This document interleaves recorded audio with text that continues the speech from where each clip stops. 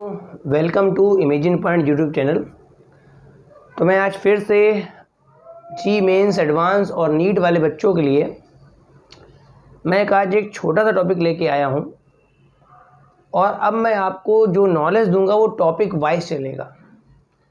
मतलब किसी एक पर्टिकुलर लेक्चर में एक पूरा छोटा सा टॉपिक जिसका एक क्वेश्चन आपके पेपर में लगभग आता है वो लगभग कंप्लीट हो जाएगा। तो आज मैं आपके पास लाया हूँ, मेरे पास ऑर्गेनिक केमिस्ट्री का एक मोस्ट इम्पॉर्टेंट टॉपिक है बेटा, जिसका नाम होता है क्लेमेंसन रिडक्शन। आज बेटा हम लोग इस लेक्चर में जो मेरे प्यारे बच्चे जी मेंस एडवांस या नीट वाले हैं वो आज इस टॉपिक के माध्यम से आज क्लेमेंसन रिडक्शन को सीख लेंगे।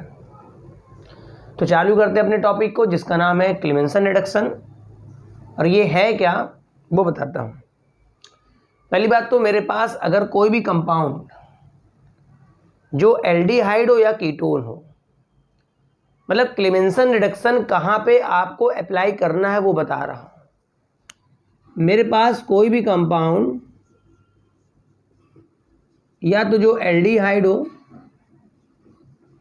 या तो फिर मेरे पास कीटोन हो, इन दोनों कंपाउंड्स में ही मैं अपना क्लेमेंसन रिडक्शन अप्लाई करता हूँ।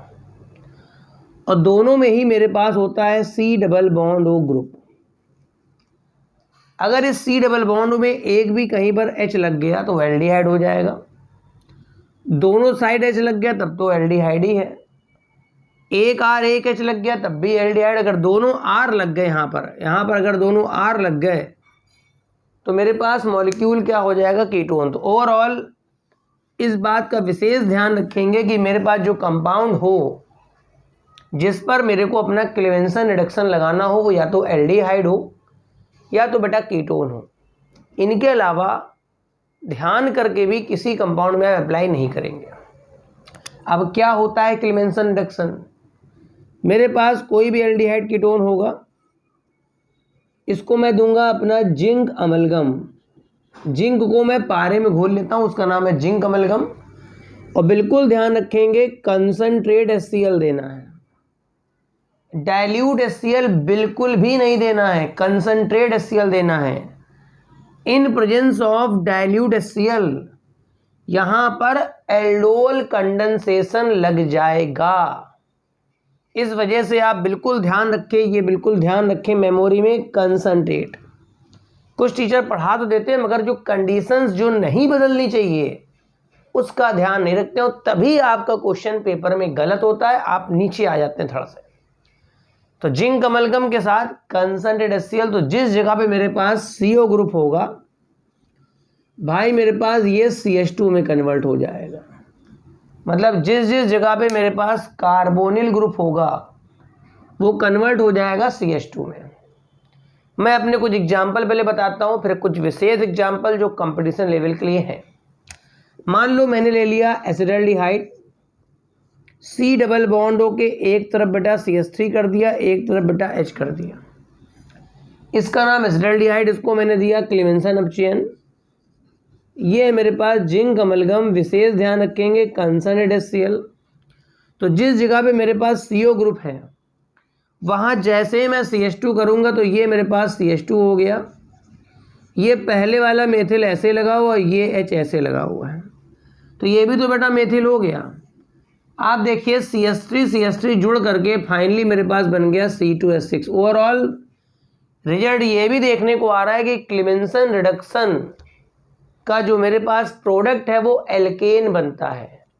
मतलब अगर मैंने किसी भी carbonyl compound mostly aldehyde ketones पर अगर अपना क्लेमेंसन रिडक्शन अप्लाई कर दिया है तो मेरे पास जो कंपाउंड बनने में आ रहा है वो एल्केन ही बनेगा, इसके अलावा कुछ भी नहीं। नॉर्मली एल्डिहाइड और कीटोन के रिडक्शन पर एल्कोहल्स बनते हैं, मगर एक विशेष प्रकार का रिडक्शन जिसमें मेरे पास क्या बनेगा, एल्केन। मतलब किसी ने पूछा क्वेश्चंस क्या क्या पूछ सकता है, क्लेमेंसन कहाँ लगेगा, तो बता देना भाई एल्डिहाइड या कीटोन पे लगेगा। रिएजेंट क्या होता है, जिंक अमलगम और कंसंट्रेट HCl। प्रोडक्ट क्या होता है, एल्केन। अब मैं इसके कुछ इंपॉर्टेंट एग्जाम्पल्स बताने जा रहा हूँ, आपको बस दिमाग में रखना है कि जिस जगह पे CO होना चाहिए उस जगह पे मेरे पास क्या बन जाता है, CH2। तो ऐसा रिडक्शन मेरे पास कहलाता है क्लेमेंसन रिडक्शन। फॉर एग्जाम्पल मैंने एक मॉलिक्यूल दे दिया, ये मॉलिक्यूल लिखा है, पेपर में आ गया, ये साइक्लोहेक्सेनोन है। इस मॉलिक्यूल का नाम साइक्लोहेक्सेनोन है बेटा, 6 कार्बन की रिंग है, साइक्लो है, हेक्स है, ओन है। इसको मैं देता हूँ जिंक अमलगम कंसनट्रेट HCl। हो सकता है वहाँ यहाँ ना लिख करके लिख दे क्लेमेंसन रिडक्शन। जिस जगह CO होगा वहाँ मैं CH2 कर दूंगा तो CH2 ऐसे ही दिखाई पड़ता है एक कॉर्नर की तरीके, ये बेटा CH2 होता है। मतलब कहीं पर भी एक कार्बन पे 2 बॉन्ड गए मतलब वो CH2। तो ये मेरे पास जो कंपाउंड बनेगा वो साइक्लोहेक्सेन होगा। मतलब आप बेझिझक जहाँ पर भी CO ग्रुप हो, एल्डिहाइड या कीटोन का बोल रहा हूँ, वहाँ पर आप CH2 कर देंगे। फॉर एग्जाम्पल उसने कोई दूसरा एग्जाम्पल दे दिया, इधर बेंजीन रिंग है, बगल में मेरे पास एक सिंपल रिंग है और यहाँ डबल बॉन्ड, कोई दिक्कत नहीं। आपको दिया गया जिंक अमलगम और कंसनट्रेट HCl, भाई मेरे जहाँ CO है वहाँ पर आप क्या कर देंगे, CH2। ये बेंजीन रिंग ऐसी रहेगी और जिस जगह पे मेरे पास CO वहाँ पे क्या हो जाएगा, CH2। तो ये मेरे पास इसका क्लेमेंसन का बन जाएगा प्रोडक्ट। बना लीजिए फटाफट। अब इसके बाद मान लो मेरे पास जो अगला एग्जाम्पल, जो मेरे पास नेक्स्ट एग्जाम्पल है वो देख लें कौन सा है मेरे पास।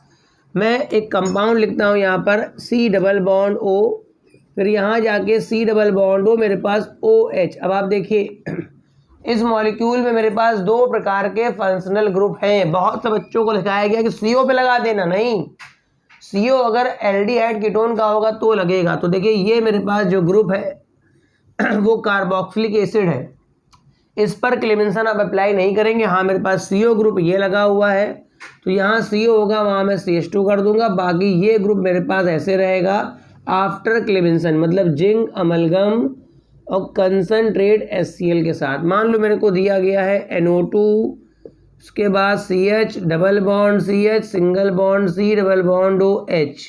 अब यहाँ को मेरे को क्लेमेंसन लगाना है। पहली बात तो क्लेमेंसन कहाँ लगता है, वो लगता है मेरे पास केवल एल्डिहाइड या कीटोन। नाइट्रो ग्रुप वैसे तो रिड्यूस होता है मगर जो क्लेमेंसन का रिएजेंट है उससे रिड्यूस नहीं होता है। डबल बॉन्ड वैसे तो रिड्यूस होता है मगर जो क्लेमेंसन का रिएजेंट है उससे रिड्यूस नहीं होगा। तो जहाँ मेरे पास CO होगा उस जगह मैं CH2 कर दूंगा। तो भाई NO2 ऐसे रहेगा, CH डबल बॉन्ड CH ऐसे रहेगा। ये जैसे मैं CH2 करूँगा तो ये मेरे पास CH3 बन जाएगा। फाइनली मेरे पास प्रोडक्ट ये बनेगा। ठीक है, मेरे को कोई दूसरा मॉलिक्यूल दिया इस तरह से, ऐसे बना रखा है और यहाँ पर उसने ऐसा कर दिया। ठीक है, अब कह रहा बता भाई इसका क्लेमेंसन का प्रोडक्ट क्या बनेगा। कोई दिक्कत नहीं, आप देख सकते हैं मेरे पास ये भी कीटोन है वो भी कीटोन है और दोनों पे ही मैं क्लेमेंसन अप्लाई कर दूंगा। और जब मैं दोनों पे क्लेमेंसन लगाऊंगा तो यहाँ पर भी CH2 हो जाएगा, मतलब इस तरह का कॉर्नर बन जाएगा और यहाँ पर भी क्या बन जाएगा, CH2। तो 1 कार्बन 2 कार्बन 3 4 5 6 7, तो 7 कार्बन की आपकी सिंपल चेन बन जाएंगी, 1 2 3 4 5 6 7। ये मेरे पास हेप्टेन बन के आ जाएगा। बना लीजिए फटाफट। अब एक इम्पॉर्टेंट पॉइंट ये ध्यान रखने वाला है, अगर किसी कंपाउंड में एसिड सेंसिटिव ग्रुप आता है, आप चाहे तो नोट कर लीजिएगा, अगर किसी कंपाउंड में एसिड सेंसिटिव ग्रुप आता है तो वहाँ पर क्लेमेंसन आप अप्लाई नहीं करेंगे, वहाँ पर आप क्लेमेंसन अप्लाई नहीं करेंगे। अगर किसी कंपाउंड में कोई बेसिक सब्सटेंस आ गया, कैसा सब्सटेंस आ गया, बेसिक सब्सटेंस आ गया, तो वो बेस जो होगा, वो बेसिक सब्सटेंस जो होगा वो मेरे HCl को वेस्ट कर देगा और जब मेरा HCl उसी में खर्च हो जाएगा तो क्लेमेंसन अप्लाई नहीं हो पाता। तो इस बात का विशेष ध्यान रखेंगे, क्लेमेंसन उन्हीं पदार्थों में लगेगा जिनमें एसिड सेंसिटिव ग्रुप नहीं होगा। अब मैं एक बड़ा इंपॉर्टेंट कन्वर्जन बता रहा हूँ, देखो किस तरह से क्वेश्चंस पेपर में आते हैं। ये मेरे को बेंजीन दे देगा और ये मेरे को दिया गया है CH3, उसके बाद CH2 C double bond OCl in presence of anhydrous AlCl3, कह रहा है ये A बन गया। इसके बाद मैंने दिया जिंक अमलगम दिया और मैंने दिया कंसनट्रेट HCl, कह रहा बताओ भाई मेरे पास A और B क्या है। तो देखो भाई मेरे पास जो पहली घटना है वो मेरे पास फ्रीडल क्राफ्ट एसाइलेशन की है। अगर मैं बेंजीन की रिएक्शन एसिड क्लोराइड से कराता हूँ तो उसका Cl यहाँ से हट जाएगा और अपने CO ग्रुप से ये बेंजीन पे जाके जुड़ जाएगा। ठीक है, मतलब मेरे पास ये जो पहली घटना है ये फ्रीडल क्राफ्ट एसाइलेशन की है। तो ये रिंग मेरे पास ऐसे रहेगी, पहला ग्रुप कहीं जोड़ दीजिए, मैंने यहाँ जोड़ दिया, CO से अटैच्ड होगा, उसके बाद CH2, फिर मेरे पास CH3। अब ये कंपाउंड बन गया। आप देखिए इस कंपाउंड में जो मेरे पास बना है वो एरोमेटिक कंपाउंड है, एरोमेटिक कंपाउंड है। प्लस आप पहचानिए ये ग्रुप मेरे पास कैसा है, कीटोनिक ग्रुप है। कौन सा ग्रुप है, कीटोनिक ग्रुप है, ठीक है।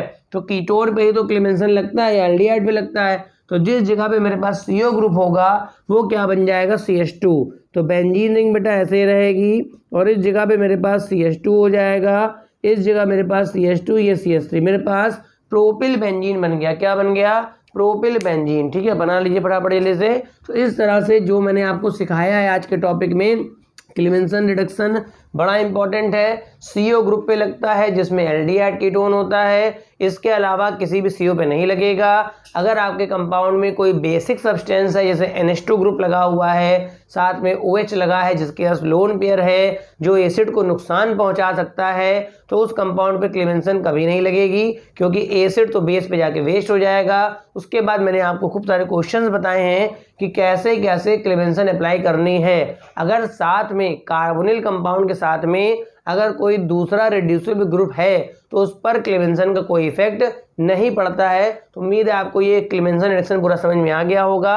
अब मैं नेक्स्ट लेक्चर पे फिर से कोई छोटा सा टॉपिक आपके लिए लेके आऊँगा, आप उसको भी अपने कॉन्सेप्ट को क्लियर कर लीजिएगा और उसके बाद आप जाके नीट और IT या जी वाले जो भी क्वेश्चंस हैं, जी के, मेंस के, एडवांस के, नीट के, आप उनको लगाइएगा।